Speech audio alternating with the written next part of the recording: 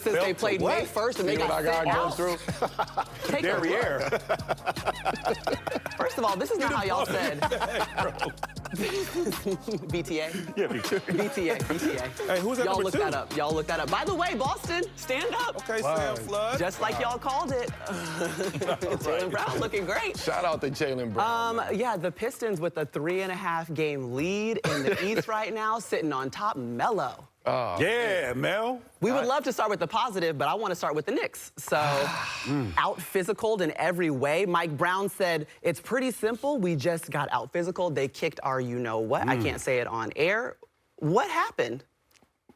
In the words of Mike Brown, they kicked our ass. Like, you know, and I just think what we saw yesterday was a team in Detroit who really understood the assignment last night. They understood what was at stake. They understood, hey, we could send a message not just to the New York Knicks and the teams that's behind us in standings, but to the whole NBA. And when you get that Detroit playing that way, it's very tough to beat those guys. And also, Cade and Thompson and those guys had in the back of their mind of that play with Jalen Brunson sending them home last year. So as a team who's growing and looking forward to trying to win a championship, you go home over the summer, you look at that and you say, how can we be better? It's a psychological thing, right? Yeah. You know what I'm saying? Like, but the Knicks, they put you out in the playoffs last year. This is their first time playing. And this is their first time playing. You had that marked on your calendar, Absolutely. right? I remember when I first went to Orlando, and I was told that Milwaukee beat us 10 out of 11 times. Yeah. What? No way. Like, I'm about to end that streak. Like, I had that on my mind to end that. Like, y'all not going to be whooping our ass like this. Excuse me. I know we on That's NBC, twice but in one segment. hey, man, you're not going to do that. So you got to change some things. You know what I'm saying? So they did exactly that. It's a psychological thing. So moving forward, they know we could play with these guys at any given time. I'm sorry, Vince. It got me. This got me tight. Keep going. I just think Yes, sir. Yes. Give him a single. I'm watching the game, man, and it's like even in the late game offense, like it's how. That's how you got me? Yeah, talk to him. The late game offense becomes so predictable, man. The shot creation is that burden on Jalen Brunson is too heavy on his shoulders from a night-to-night basis. I said the margins are thin for the other team. I did. The margins are very thin because without easy offense, our missed shots the Knicks missed shots that they turn into runouts the other way.